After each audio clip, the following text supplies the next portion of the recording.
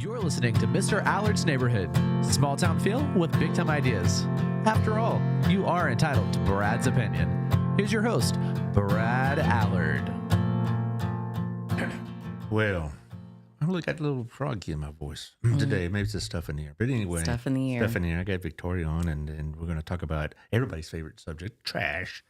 And also I'd like to talk about a bigger picture because, there's a lot of stuff going on in Austin about property taxes and how will it affect us locally, and also what Mr. Trump did this morning, which he and the administration suspended all federal grants. Yeah, and so people think, well, how much does the city get?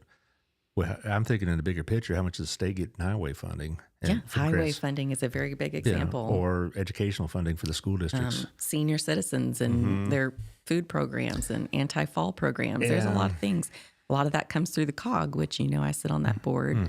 We were talking about it last week at our meeting. There was an item that came up, which we can touch base in a minute. Yeah, it'd be great. But people say, no, talk about trash first. And anyway, how you doing, Josh? You doing all right? Yeah, doing great. How are you? Oh, I have to get up early now on Tuesdays and Thursdays. I have an 8 o'clock DBU class, and, I get to dodge the semis on 20 and work out my vocabulary that I can't use at home, except if the Cowboys are on, that kind of thing.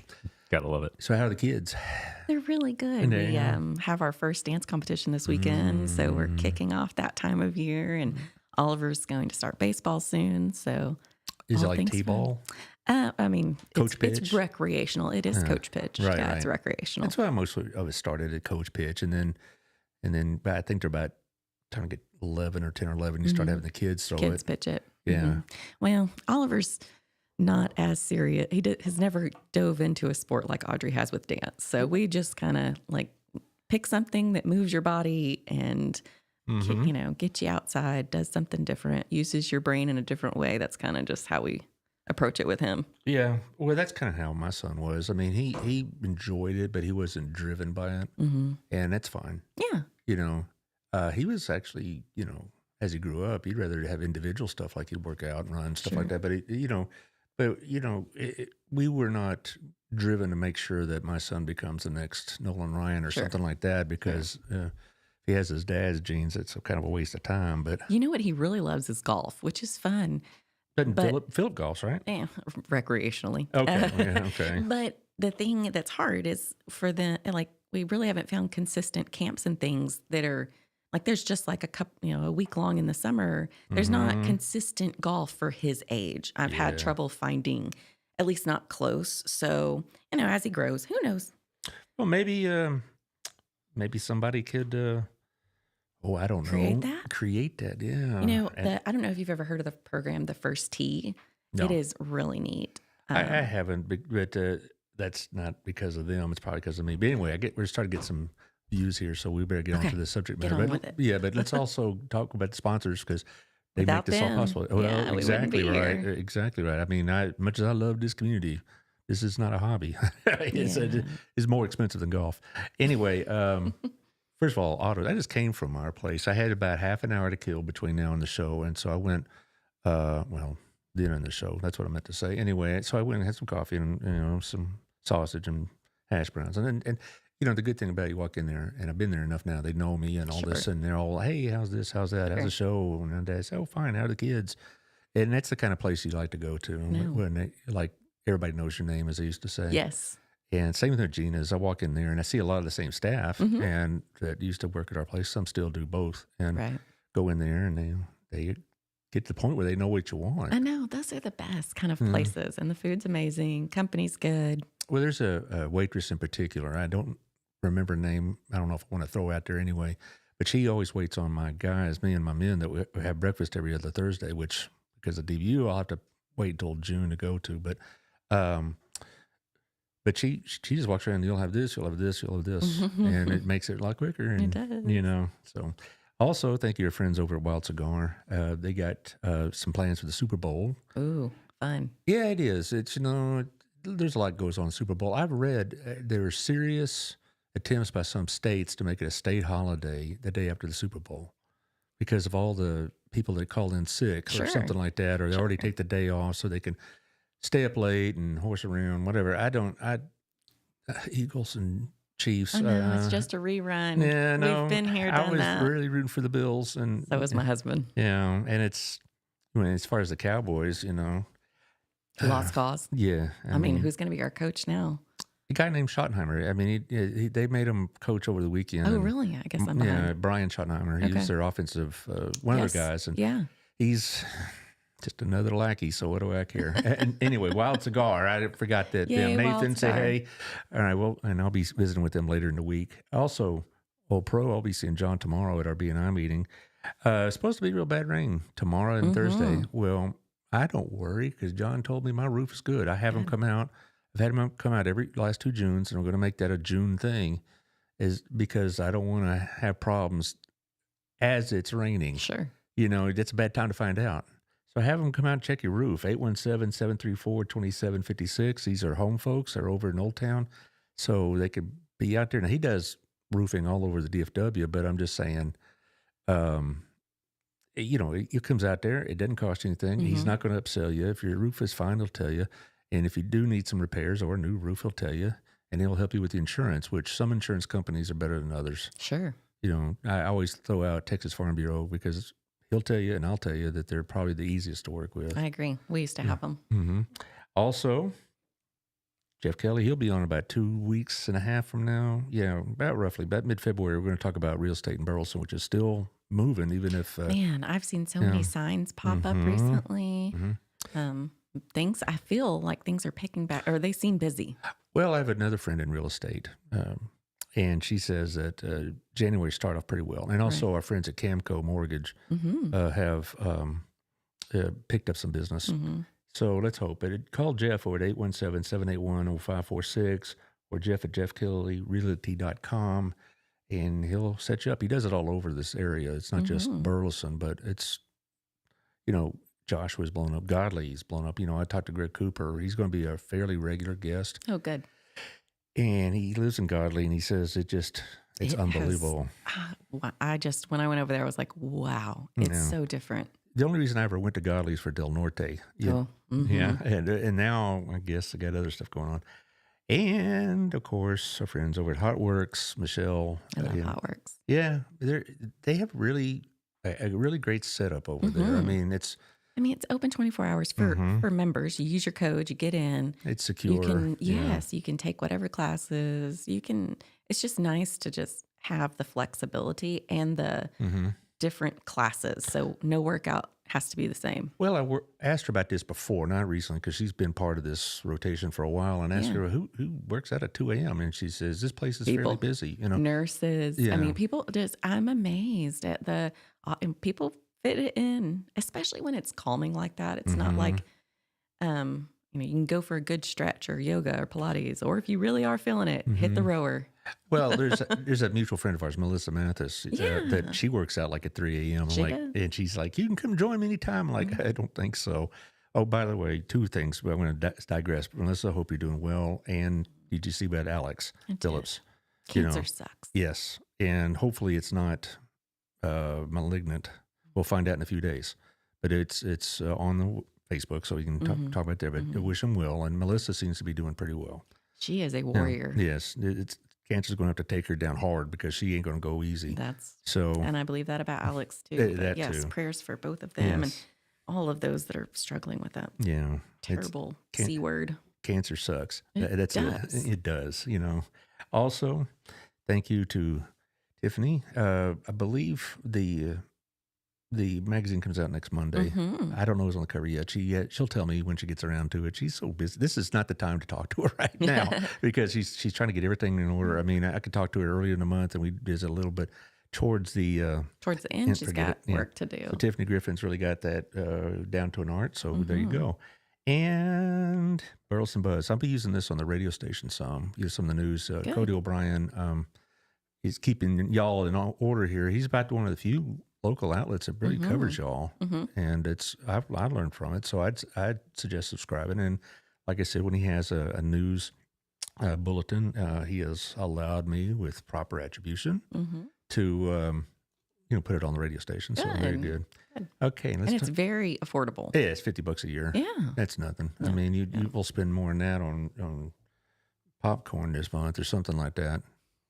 Speaking of popcorn, Moretti's Oil is great popcorn. See, I like to throw out the shout outs. You know, They do have good popcorn Actually, and good oils. well, they've ruined me for regular olive oil. I have to have Tuscan herb oh now. my gosh. Yeah. You can do so many things with those infused oils. And Yes, they're and it's delightful. like, oh, now I can't even just go to the store and buy regular of it. I gotta get. Hey, have but support Tuscan local. herb. Yeah, I do. I really believe in that. Alex, pushes that pretty hard, but I really do believe in that because local is what makes this show possible. Yeah, And they're the ones investing so- back in our community. You don't see the big box ads up here. These are No. the local people that are investing back in our community. I've been going personally to some of the businesses about the radio station with some material, and I'm not even bothering going to Chili's or that kind of stuff because they got their national advertising. Sure.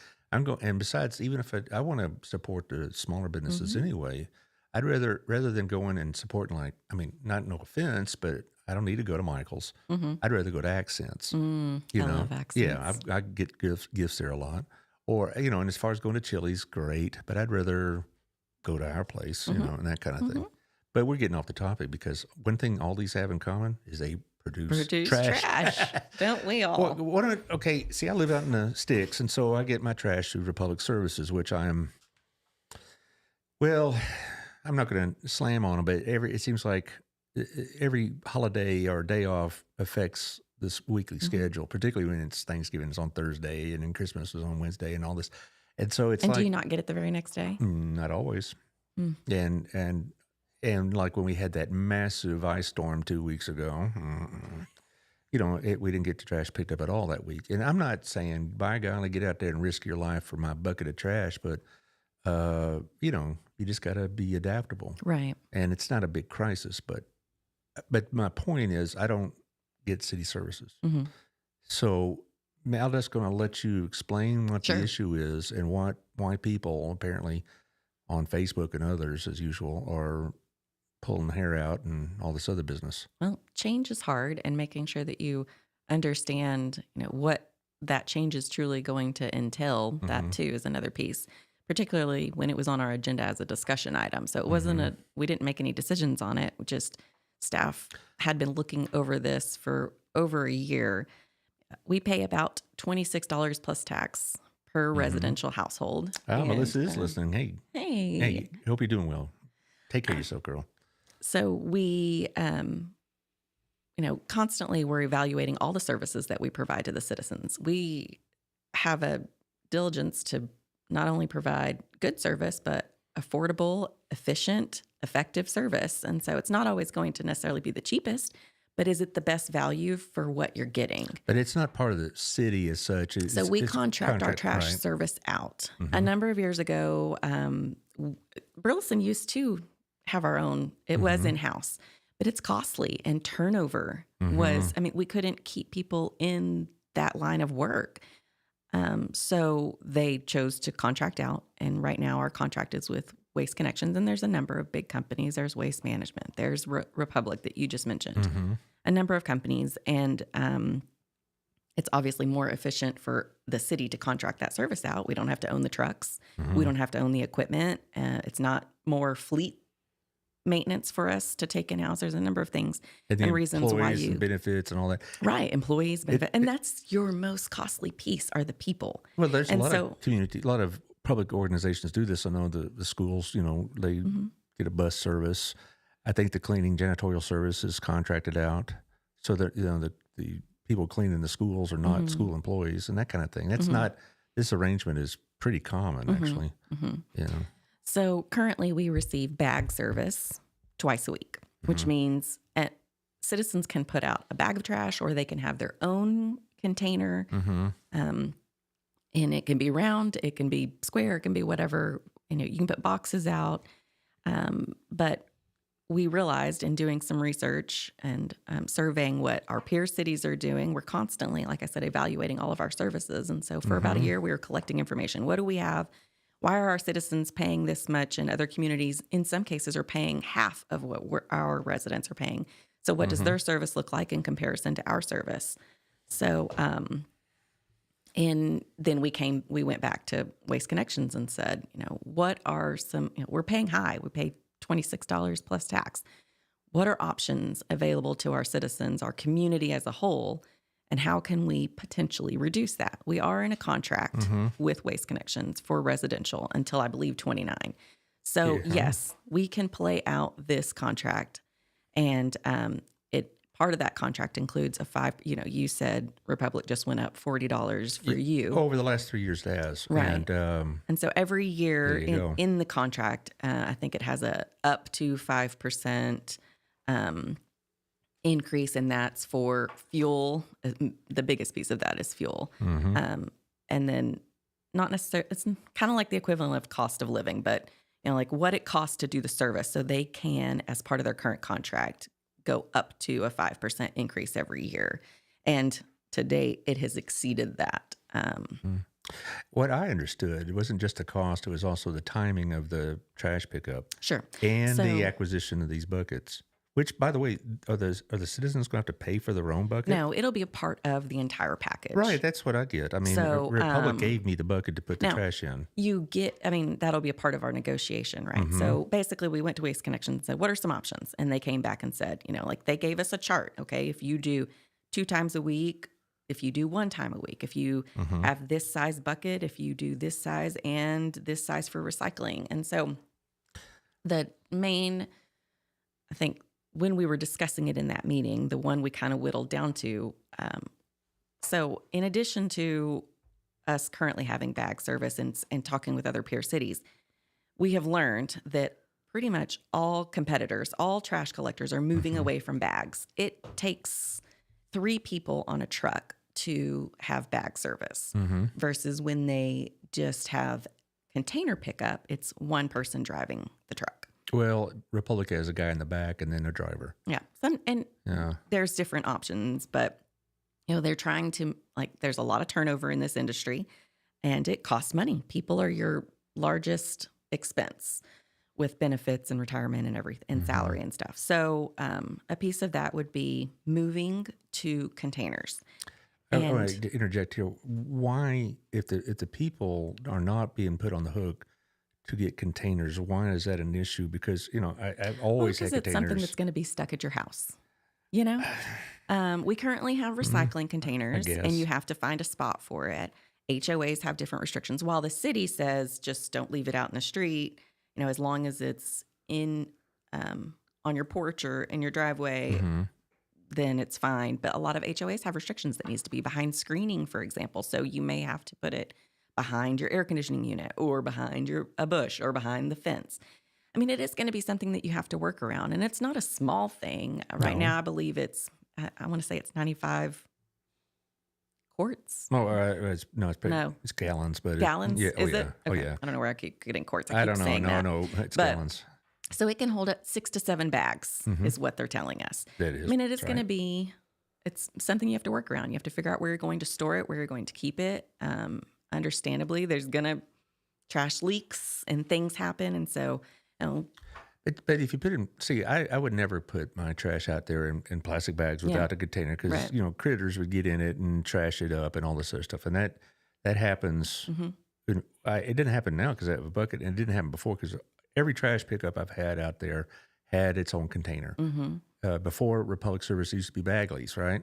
Jason Bagley and his father had that, right? And then they sold it to Republic, but they had a bucket, and I wanted a bucket because if I put just 2 or 3 bags of trash out there, I can almost guarantee it'll be strewn all over the yard.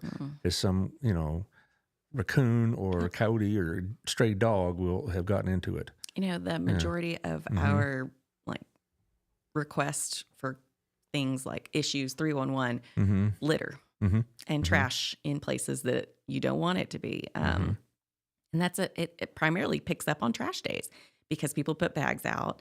They get torn up by animals or they're left out overnight and it rained and now all that bag is or they didn't washing down the street. They didn't tie it tight enough and some of the trash fell out at the top. I mean, the whole 9 yards. There are some benefits to moving toward a container. I have to be honest. I wouldn't mind having a container. Then you just throw, like I do with recycling. I put all of my recycling in the container that we currently have, and then I roll it out on Fridays. It gets picked up, and I roll it back in.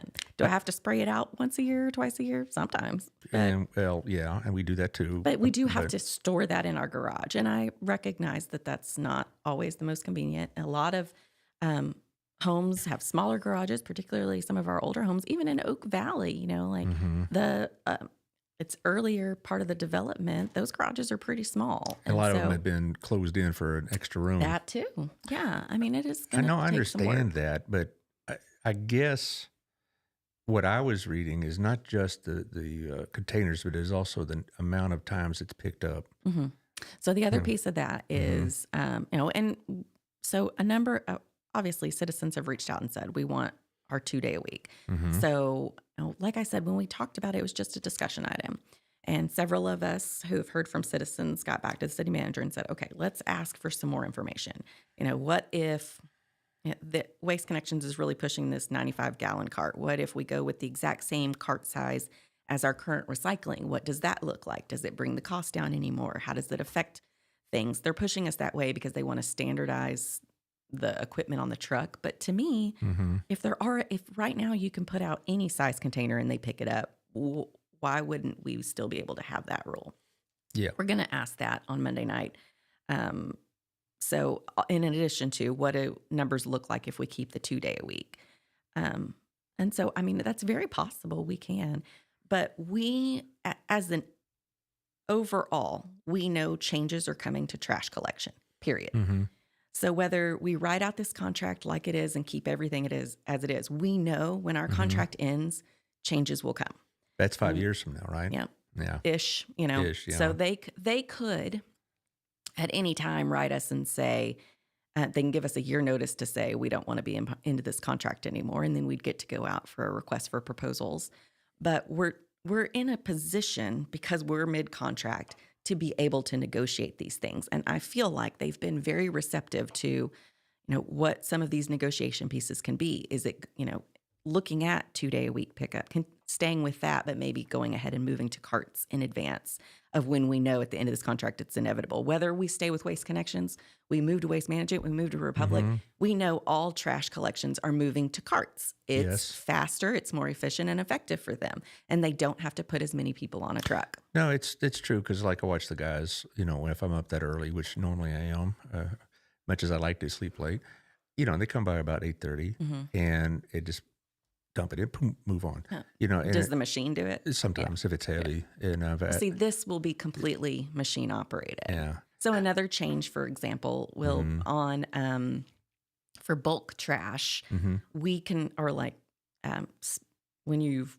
trimmed your trees and that kind of stuff, leaves, you can put that out, and as long as it's of a certain footage or whatever, the guys on the trucks grab it and throw it into the truck. But if we move to the updated service, and they'll have the mechanical arm picking up, your brush will have to be tied up so that the arm can grab it. So that's another thing that we're going to have to work around, but it's because they won't have a person out there to pick up all of these individual sticks and things. Well, yeah, I'm not sure how I feel about just one guy doing all of that, but that's not my call or my business. I'm not into that industry, but that's like I've said, this is the entire industry. It's not just one-offs. They're moving this way. We know these changes are coming, not if, but when.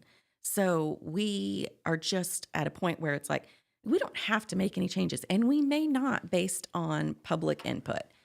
But do we also have to consider, if we know all of these changes are coming, do we try and make some changes in incrementally? Do we go ahead and make the move to the carts because we know carts are inevitable? And this way we can start, like inching toward, hopefully reducing the litter that's in the roads on trash days, and the bags that get all torn up, and it's contained and it's cleaner. And we just go ahead and start accepting that change. And then as we get closer and closer, and a big piece of this that I was kind of surprised we haven't heard as much about is the commercial piece. So my understanding is that there isn't really money in the residential side. Where they make their money, where their margins are, is the commercial. And right now in Burleson, commercial can go where they essentially, like you are in the county, they have their own individual contracts with trash providers. So, Pink Chandelier may have whoever, and State Farm next door, Art's office could have a completely different company picking up their trash. So It's interesting. so part of this negotiation piece was, they came to us and said, well, we would love to have the contract for the entire city of Commercial, and that's how we can significantly reduce what residents are paying. Well, can you? So that would be an enormous change. Well, how could you get somebody like Otto or somebody, a business owner, say you will have this trash service now when they've been making their own choices all this time? It'll just be policy in the city. Okay. Right. Well, they ought to get some everybody commentary. gets I know. Yeah. I'm kind of surprised I haven't heard more about that piece. Everyone's going to get a year lead time. And so, like, the carts, for example, that, and they have to order trucks. Or if we did make this commercial change, everyone and staff has been in contact with businesses, and it will continue. It is an adjustment.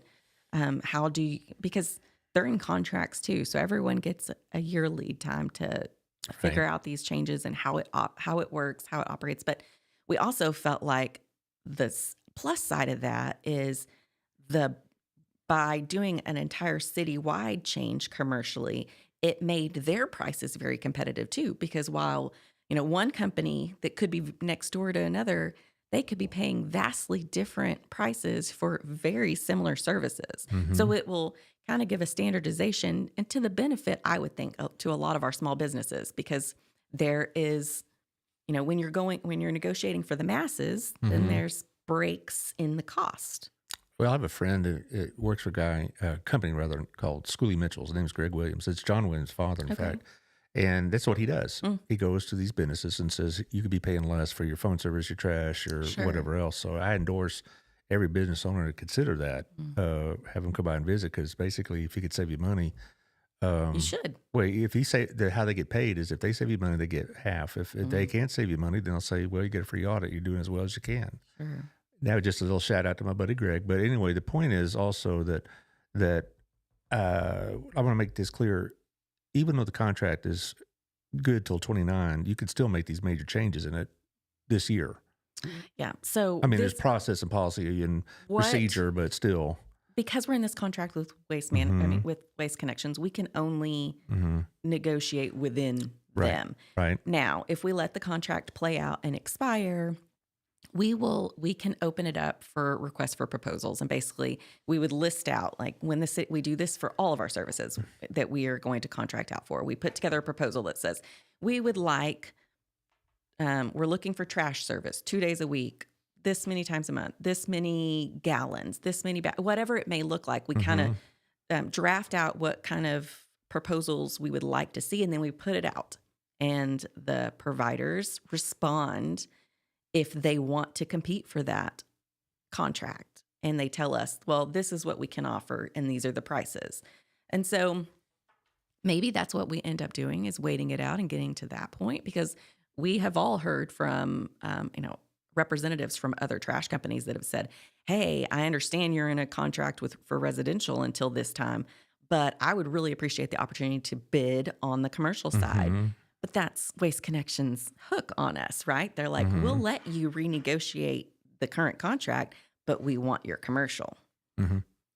Well, this $26 a month is that's what is on the bill. It's not like y'all get it's on your water bill. Okay, because I pay probably $71 a month, roughly. I mean, I'm billed every 2 months, but still. So when you get on the water bill, I mean, it's the whole 9 yards, right? It's not just the $26. The water, is there any other fees on that bill? Not currently. I mean, it's water, it's sewer, and trash. Okay. Oh, I'm sorry. And we added this budget year, we added $1 for litter abatement. Okay.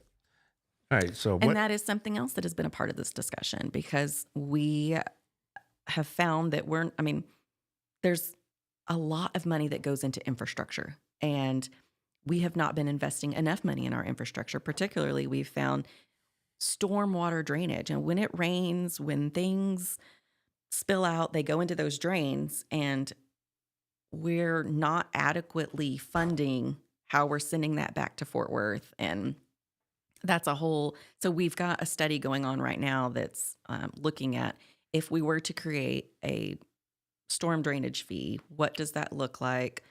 How do you put that across the city and make it equitable. There's so much that digs into that. So that's one thing that we're having to look at because it is costing our citizens. Mm-hmm.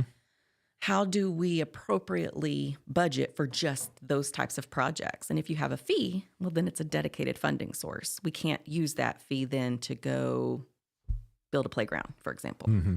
I And don't then know. another piece Yeah, go is, ahead. is No, go ahead. street maintenance. Right.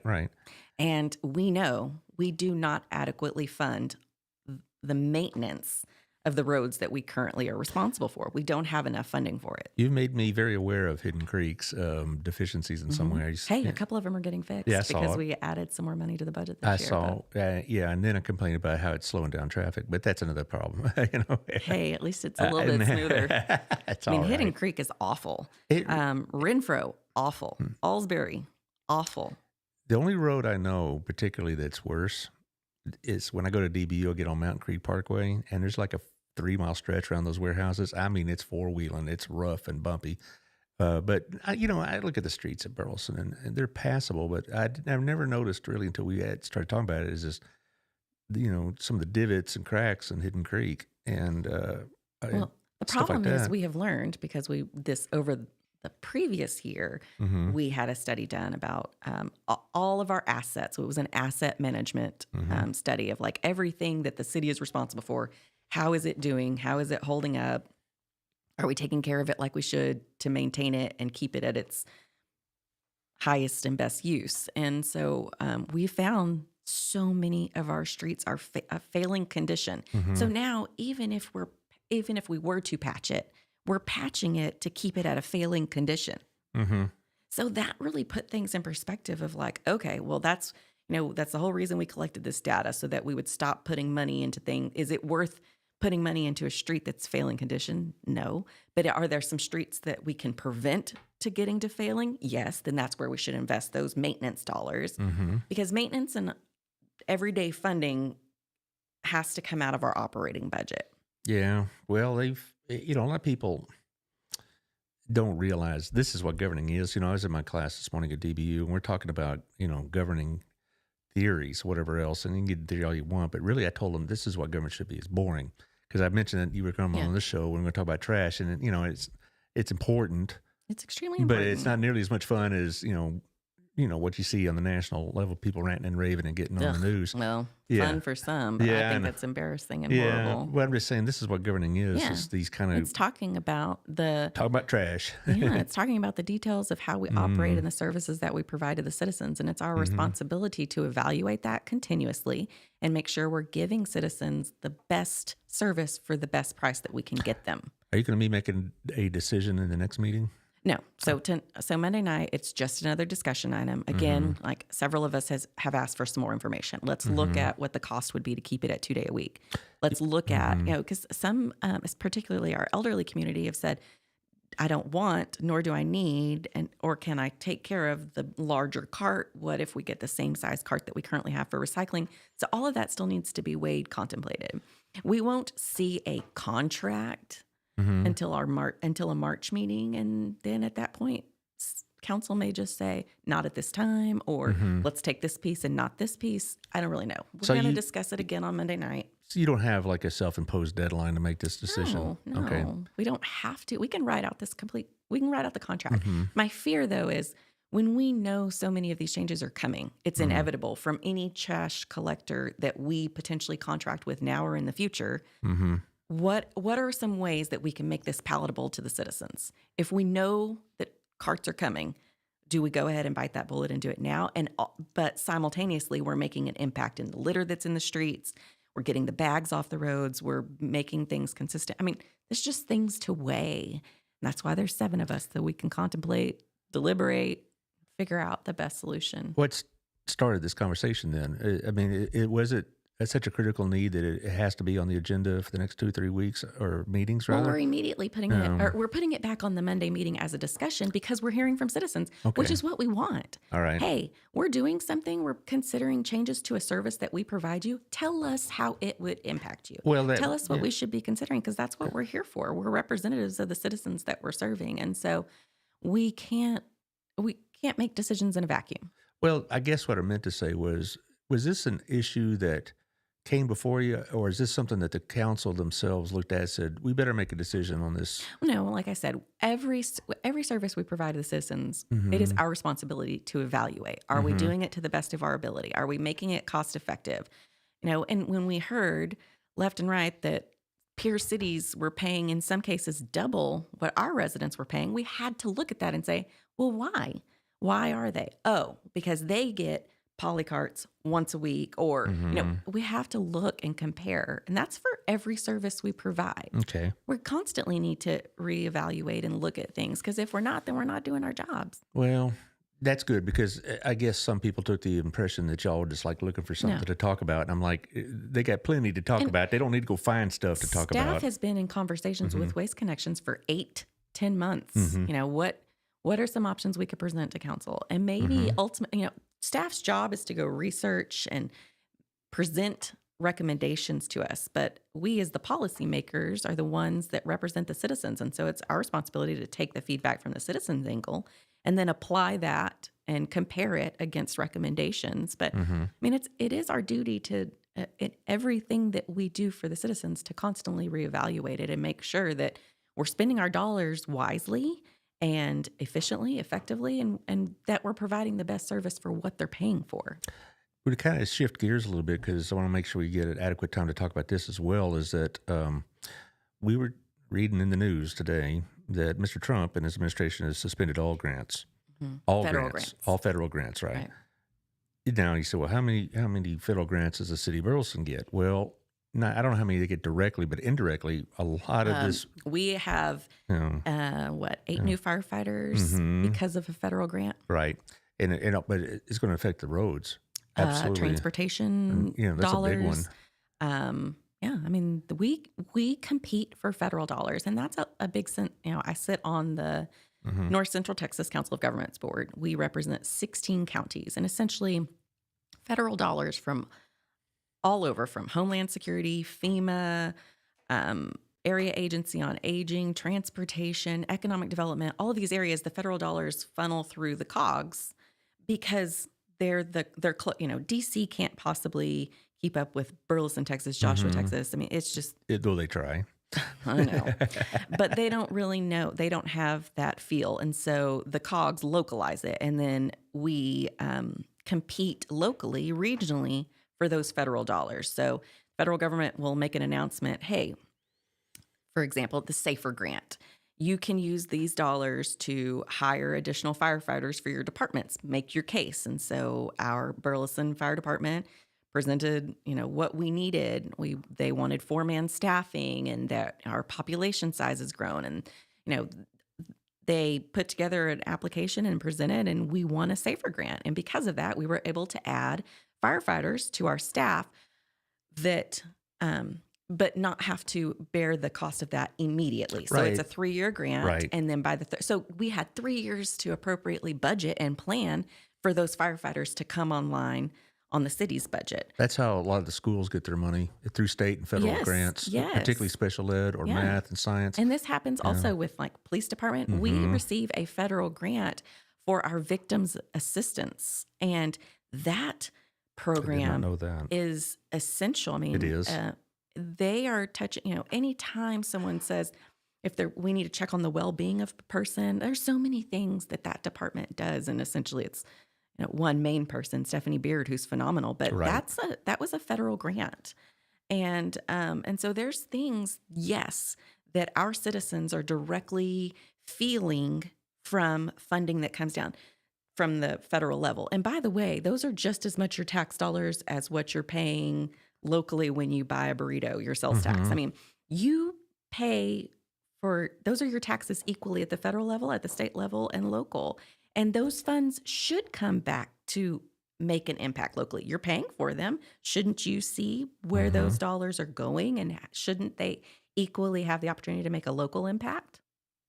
Well, one of the things I teach in my government class, we have a whole chapter on it, is about federal grants. And the kids' eyes glaze over. But I try to tell them, hey, this really is something that affects you directly. Because, particularly when I taught at the high school, I said, I'm going to point out 12 different things this school has from federal money, like not just, educational materials, but all the fire protection a lot of it's from a federal grant. A lot of the computers, my wife's job when she was working in the credit recovery program was on a federal grant. Mm-hmm. Okay, Sanford Mason says what's being studied for water storage, water supply, and future use as more apartments and townhomes get built, plus the growth towards 50,000 plus in Burleson. All right, Sandy, I want to get to that in a few minutes. Let's finish this business about the grants, and we'll come back to that question. But the thing about it, a lot of people don't realize, when I think of federal grants, I think of, big research grants or big chunks of money going to this, that, and the other. A lot of these grants are micro grants. A lot of them are. They're small, and a lot of them come from the state, but a lot of that state money comes from the feds. The state comes from the federal government. Right, yeah. Yeah. Right now, the state of Texas gets a third of its budget from the federal government. They don't realize that. And we're not unique. All the states get large portions of their budget from the feds for highways and because for prisons and whatever else. We're paying those tax dollars there, and then they get distributed to all the states and different funding sources. And I mean, now it's not always easy. You have restrictions, for example, like if we want to compete for federal dollars to build a certain type of road, it has to meet federal standards to even get considered. If we can't just build what Burleson feels. They want it to be standardized. And I mean, there's hiccups. It's not an easy process, but those are as much our tax dollars as they are somebody who's living in Maine or wherever else. And so shouldn't we compete and bring some of those tax dollars back to our region? I absolutely believe we should. Well, that's also one of the great refutations, if you will, a great rebuttal to these people say, we need to go independent. Well, that's nuts because we get more money back from the feds than we send in. For every dollar we send in, we get like $1.20 back. And a lot of it's because of deficit financing, which is a whole nother conversation. Yeah. But the point is that the schools and the police and the fire, it may come from the state, but that money came from the feds in a lot of cases. Right. Water infrastructure, right. Transportation infrastructure. I mean, the funding that came through after COVID, that helped us do a number of projects in town, bought the ambulances that we currently have in service. I mean, there's so much that is interwoven. It's not as simple as, there's not just single revenue sources. No. It's all interwoven. No, it's amazing. The example I use in my class is Medicaid because it's administered by the state but funded by the feds, and the state could throw in on top of what they want. A lot of states do. Texas doesn't. It doesn't, right? Yeah, it's another thing. But the thing is that with these grants, we're not talking about just these micro grants. We're not talking about maybe $1 billion grant to do this or a $10 million grant to study something at the Ag University. We're talking about major programs. So right now, as of this morning, they're going to be suspended. Now, how long does that last? I don't know. I don't even know really the purpose of it, to tell you the truth, but I haven't had time to read about it. But well, I think it's an evaluation thing, right? I don't mind them evaluating. I'm hoping that's, but I told you at our COG meeting last week, basically one of the items on our agenda was to use some local funds as far as transportation for a particular project. And one of my colleagues on the board said, we're hearing that grants may be stalled or canceled. Are we prepared to essentially eat those funds if we don't get them back in a grant that we have already been promised? This is a grant that we on paper received, but we were told we were going to get it in 21. And the project has to move because it's holding up other projects. So do we go ahead and use local funds to make it and then hope that you get your reimbursement? And the director of that particular department said, well, in the history of it's never been, what was that, Dean? Yeah, what was that? Is that you, Josh? You guys hear that too? I don't know what that was. It's probably NSA checking out what I'm saying. Maybe. Yeah, you think so? But I'm sorry, I digress. But we have to consider what will be the impact if we don't get those promised funds from the federal level, and can we? Well, I'm just thinking about the schools. Oh, schools, definitely. And I've been trying. I used to have a BISD on more often, and I talked with Ms. Hill about it earlier this year, and she's like, we're swamped, and it's hard to get people. But I'd like to talk to somebody on the show from BISD about this very topic and about property taxes. So I'm making a public call out, somebody from, come in, but the reason they don't come on as often, it's not anything to do with me. It had to do with time. a lot of it, because They're asked to do a lot with a little. yeah, they feel like they're understaffed, and a lot of people look at that and say, how could they possibly be understaffed? But the responsibilities that we put on a school district are a lot more than just learning them good. Yeah, and so there you go. We got to feed them and keep them safe and blah blah blah, and give them all these opportunities. I digress, but let's talk about what Mr. Mason has to say. What's being studied for water storage, water supply. So the funds that we have, wastewater is its own funding source. It completely operates within itself. So the money that you pay every month, it pays for the those are the funds that we can borrow against to expand infrastructure and make those improvements as needed. We are continuously evaluating, what water we need, what water we use. We don't treat our water, and we buy our water from the city of Fort Worth. So they do all the treatments and that kind of thing, and then we move it down here, and we're responsible for paying for a lot of that infrastructure to move it down here. And in fact, one of our big projects over the last 2 years is a $14 million pipe increase. So we're going to increase the size so it can increase the capacity to send more water down here. And so that was a big investment on our part, and Fort Worth required that we paid for half of that. So we do study this, Mr. Mason, on the regular, how much water we're using. And it's not just, by the way, an issue of Burleson. It's an issue for this entire region. And that's something actually that we use federal dollars for. When we look as a region, how are we going to have enough water for all the growth that we anticipate? I think Johnson County is supposed to grow something like 350,000 people in the next 10 years. I mean, the growth is here. It's coming. We have an area that people want to live, and that's a good thing. We want it to be a community where we're doing our job and we're giving services to a level that people appreciate. And so people want to live here. It's a quality of life thing. They would choose Burleson and Johnson County over some other areas of Texas. But water is an issue statewide, regional wide, and it's something that we constantly have to evaluate. And we use a lot of those grant opportunities to do these studies like this. There's a side note. I don't know much about this issue at all. I'm sure you've heard about it. I saw a couple of people complaining about apartments on 174. On Monday night, we approved a zoning request change. It was in our comprehensive plan, which is we have a plan that we approve every 10 years, and it gets updated periodically between that too. And it's looking at the big picture. If a certain piece of property develops, or a certain area of our community were to develop, how would we, in best case scenario, how would we like it to develop? Does it make sense to be industrial? Does it make sense to be commercial? Does it make sense to be residential? And that piece of property that has been for sale for a long time, it's a big piece of property, was in our comprehensive plan to be commercial. And a portion of it will be commercial, I believe, from 174 set back to about 250, 300 feet. That will, along 174, it will be commercial. That's how it will develop.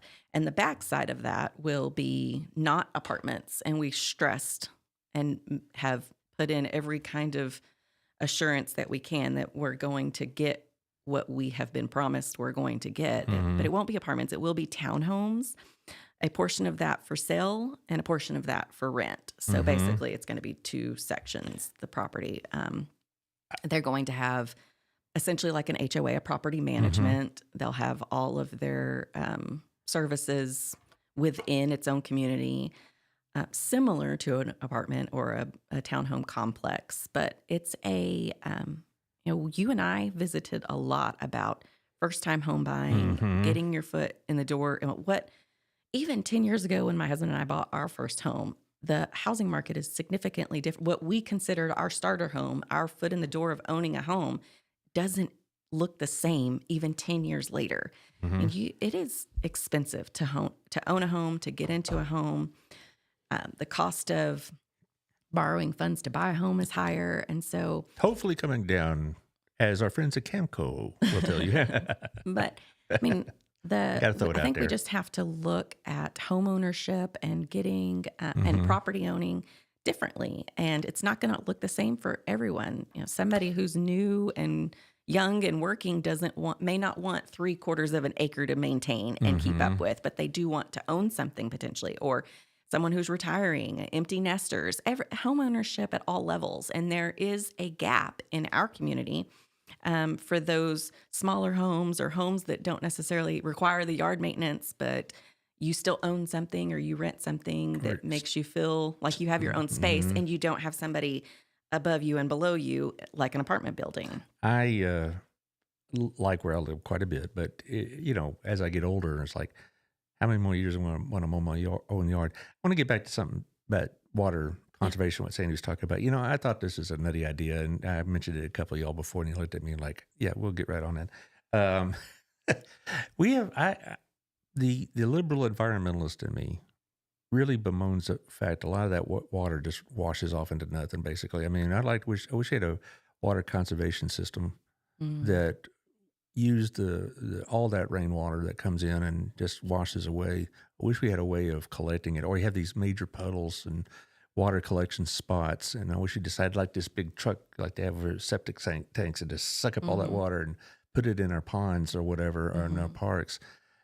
Instead of it just drying back up. Right. But isn't that where rain comes from? It's like a cycle. Do you Yeah, remember but science class? No, I was too busy reading my history books. No, you put it in a pond, it's same thing happens. All right. Anyway, but but you're like, okay, we'll get right on that, and then because you have all these other things. I mean, it's not something. I just wish we had a way to collect the water better. Right. And I'm sure that's what Sandy's talking about too, because there were times, particularly before they made that development on Wilshire where the old Church of Christ was. I mean, every time it rained, it was just a monsoon. Sat there. Yes, it was like a big pond. For 2 weeks. Yes. And particularly in the spring and summer, it was just waiting for mosquitoes. Right. No, I'm sure y'all dealt with it, but still. Yeah.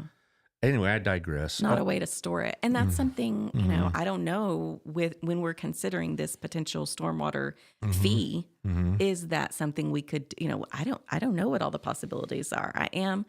I volunteered myself for the COG to serve on any water conservation, water study, anything I can do because I'm very interested in that. I mean, what are we going to do? We can't survive without water. Where is it going to come from? How do we keep enough for us to use? And those are big, big topics. Okay, I just got somebody I just need to respond to real quick. No problem. You got 6 minutes. I know. There you go. Anything I responded. else? I'm going to talk about an opportunity for the city of Burleson, so to speak, with that radio station I'm put together. I was thinking, and my plan was to be on by next Monday, but I'm already on Odyssey and TuneIn and Live 365. So I'm on 3 different platforms. And what I've already started doing is I went to the websites and what is the Parks Department doing? What is the library doing? What is the police talking about, and whatever else? And I just read it off, and try to put some emphasis or some energy into it and whatever else. But what I'd like from city and the nonprofits today is, if you have things, let me know. And I'm going to do that for Cleburne. I'm going to try to do that for Godley. Try to do that for Joshua. I'm just now starting to really promote it. I've already been to about 40 businesses to advertise and all that. And so far, I've gotten a very kind reception, but no money yet. No money yet. But I do have an ad for the nonprofits, if you don't mind. It's less than a minute. So if you don't mind, Josh playing it. Hello, I'm Brad Allard of Mr. Allard's Neighborhood. Many of you know me from the podcast that you have appeared on in the past. I really do enjoy helping out the nonprofits in this community because y'all do great work. But I'm here to talk about today Community Radio TX. Community Radio is an online radio station currently on Live 365, TuneIn, and Odyssey.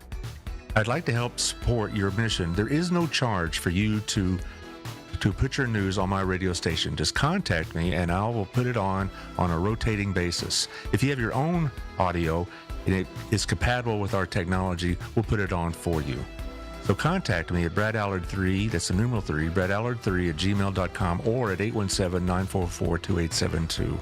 Again, this is no charge to y'all. This is something I'd like to do to help y'all with your community efforts. So contact me if you're interested in having some time on community radio. Thank you, and God bless you for what you're doing. I have another one for business ads for the business community I'm going to do on Monday because of the Chamber of Commerce on. Good. And that's another thing. I had got the Chamber of Commerce news because they have this big expo coming up in a month. Yes. And I highly endorse anybody that wants to promote their business to get a table there. Sure. It's really not meant for you to just show up and start handing stuff out. I mean, that's not really how. If you want to do that, you still need to, pay the appropriate fees. But I'll be there with the B&I group, I'm sure. And but anyway, you go there and you meet a lot of businesses there. It's one of the best things Melissa and Sarah do.